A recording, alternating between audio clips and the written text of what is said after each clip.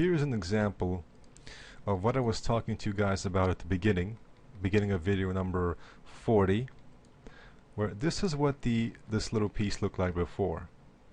And you can see that if I went with this, I would be getting a subpar result because I wouldn't be getting a lot of detail here at the sides. However, I took an FFD cylinder, modified the number of points, 832, and then moved it here.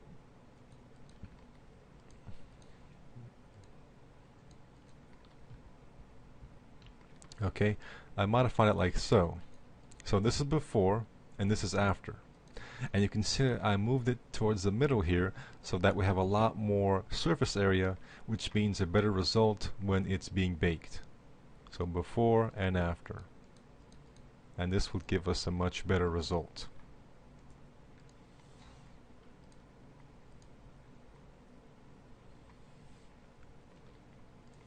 So this piece right here, this is called floating geometry. Remember, your geometry, to be as efficient as possible, your geometry does not need to always connect.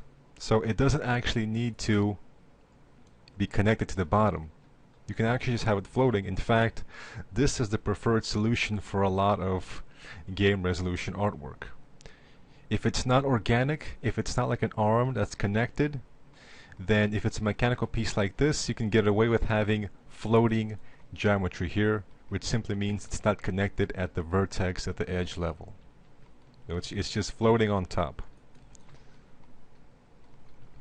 But it's a perfectly legitimate way to create your low poly mesh. So now I just need to work on this part here, because I think we've pretty much got everything else done. Also, this belt buckle here, I'll need to create this as well.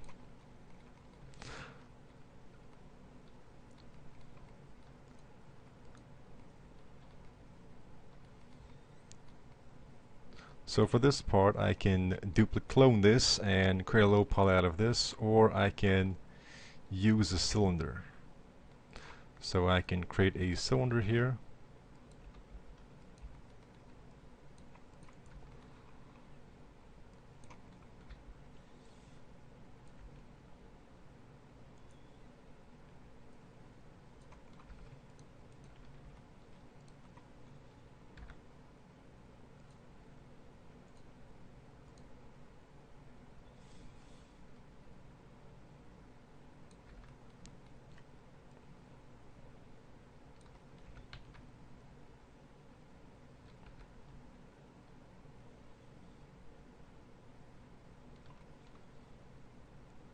Okay, so if I want to center this cylinder perfectly, let's see what I can do about that.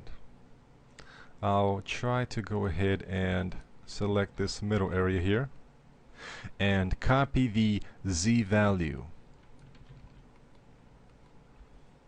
And now, since I know this is already at 0 on the y-axis, I'll just go ahead and paste that Z value right there, and now the cylinder is perfectly aligned with this previous cylinder.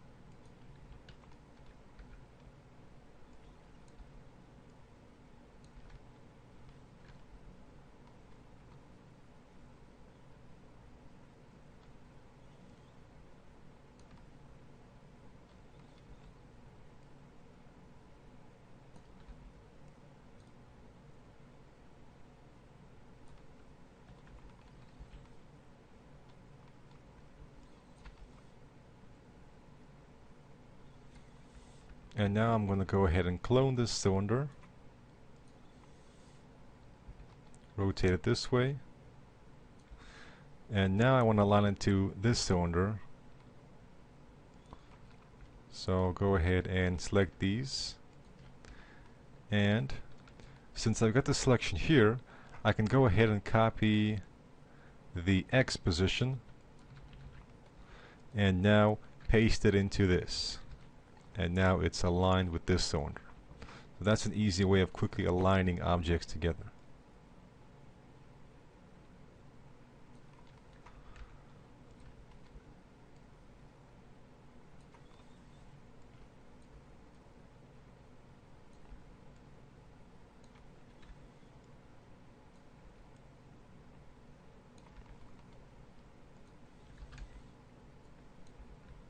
And I can quickly apply. Let me go ahead and reset the X form because I've done a lot of rotation. I can apply symmetry, Z symmetry, to quickly get the bottom here. And then I'll go ahead and cap this area here. And then symmetrify and then collapse. And let's see what it will look like once it's been triangulated. Oh, and I can also remove this middle edge here because it's completely unnecessary. Alright. And real quick, let's do the belt as well.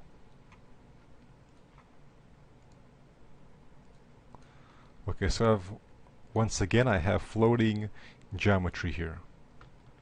Because it would take a lot more polygons to connect these two cylinders together. So to save on polygons, triangles, I can just go ahead and make it float there. Make sure it's intersecting here.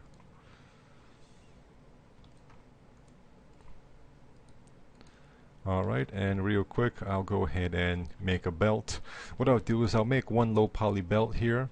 I'll bake it and I'll simply just go ahead and clone the low poly belt with its normal map ready down here.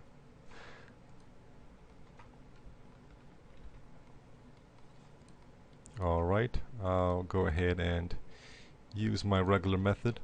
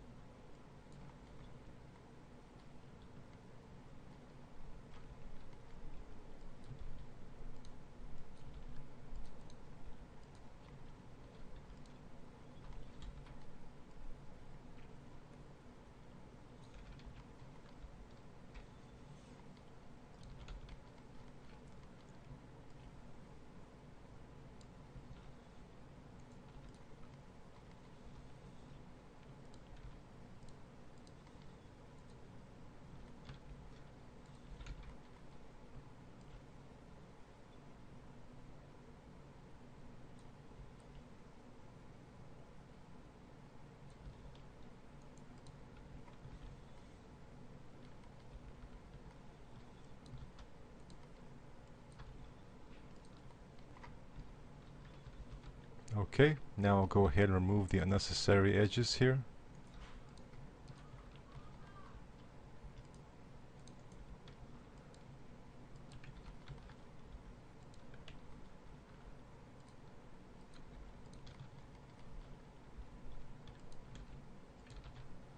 Okay, and right here.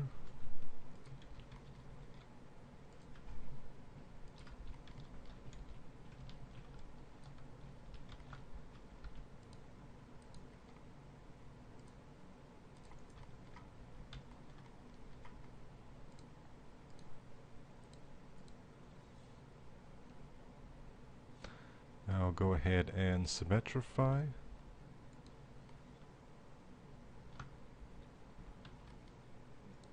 And now I'll go ahead and subdivide.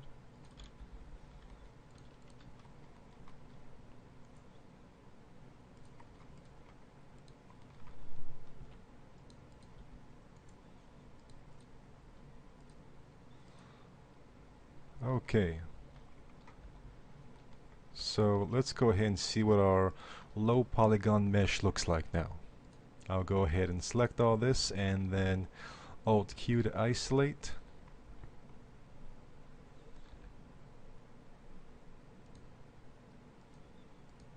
Okay. There's some parts missing because I have not added them to the layer yet.